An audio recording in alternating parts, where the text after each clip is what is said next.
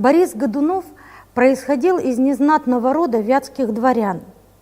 В годы опричнины, благодаря своему дяде Дмитрию Годунову, Борис быстро сделал карьеру. Был дружкой на свадьбе у Ивана Грозного с Марфой Собакиной. Взял себе в жены дочь всесильного Малюты Скуратова, а через 2 года выдал свою сестру Ирину замуж за второго сына Ивана Грозного, Федора, будущего царя Федора Иоанновича. Борис был умен и осторожен, и до поры до времени старался держаться в тени. Благодаря этому в последние годы жизни Ивана Грозного приобрел большое влияние при дворе.